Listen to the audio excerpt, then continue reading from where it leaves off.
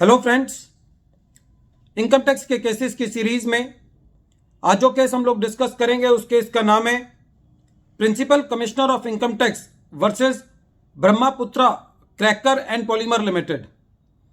ये case 454 ITR page number 202 पर report हुआ। मैटर गुवाहाटी हाई कोर्ट ने डिसाइड किया और इस केस का जजमेंट 12 अप्रैल 2023 को आया। ये केस सेक्शन 4 पर है। सेक्शन 4 जो बात करता है वो चार्ज ऑफ इनकम टैक्स की बात करता है। इस केस को डिस्कस करने का जो मेन मकसद है वो ये है कि जब कभी भी एसएससी के अंदर सब्सिडी रिसीव की जाती है, एसएससी को सब्सिडी रिसीव होती है कैपिटल प्रोजेक्ट के लिए, या एसएससी की कंपनी के अंदर कोई डेप्ट फंड्स लाए जाते हैं या इक्विटी इंट्रोड्यूस की जाती है, और प्रोजेक्ट को कंप्लीट करने से पहले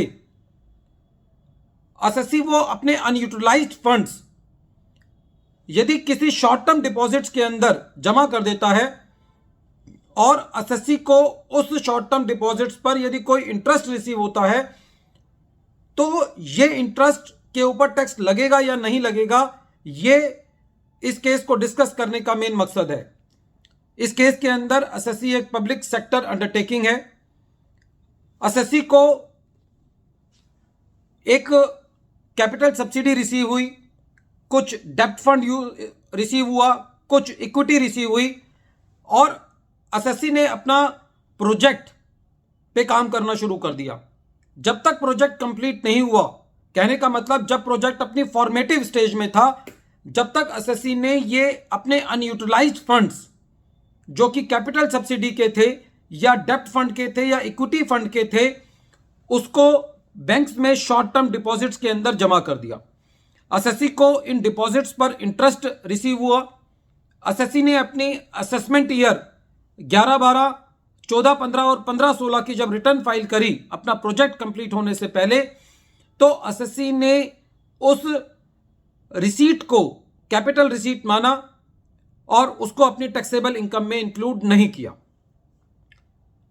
जब असेसिंग ऑफिसर असेसमेंट कर रहे थे तो उन्होंने ये कहा कि ये एक रेवेन्यू रिसिप्ट है और ये एक टैक्सेबल इनकम है, और उन्होंने उस इंटरेस्ट का एसएससी की इनकम में एडिशन कर दिया।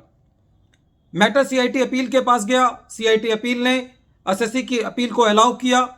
डिपार्टमेंट एज यूजुअल आईटीएटी गया। आईटीएटी ने भी डिपार्टमेंट की अपील को डिसमिस किया, और जब ये मैटर हाई कोर्ट गया तो हाई कोर्ट ने भी ये कहा कि जो सीआईटी अपील ने ऑर्डर दिया है और जो आईटीएटी ने ऑर्डर दिया है वो सही है।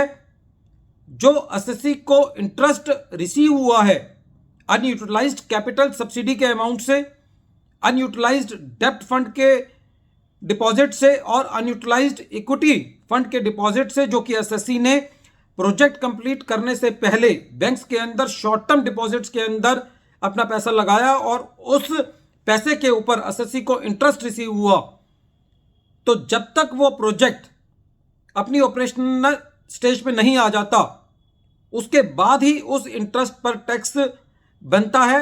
उससे पहले जो भी इंटरेस्ट एसएससी को मिला है वो एसएससी की एक कैपिटल रिसीट है, वो रेवेन्यू रिसिप्ट नहीं है, वो बिजनेस की इनकम नहीं है, इसीलिए उसके ऊपर टैक्स नहीं लगेगा। फ्रेंड्स, आज के टाइम के अंदर यदि हम सेक्शन 4 को देखें तो सेक्शन 4 रियल इनकम की बात करता है, लेकिन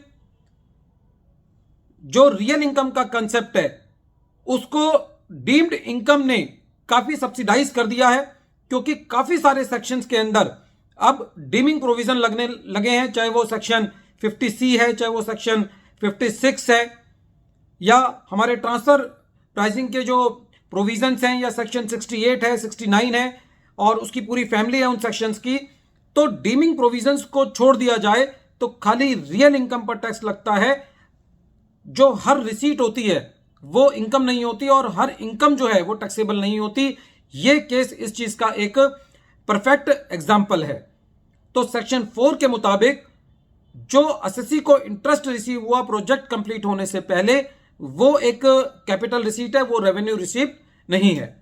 वीडियो के अंत में एक बार फिर मैं केस का नाम रिपीट कर रहा हूं। केस का नाम है principal commissioner of income tax versus Brahmaputra cracker and polymer limited, और ये केस 454 ITR पेज नंबर 202 पर रिपोर्ट हुआ। मैटर गुवाहाटी हाईकोर्ट ने डिसाइड किया और इस केस का जजमेंट 12 अप्रैल 2023 को आया। Thank you friends.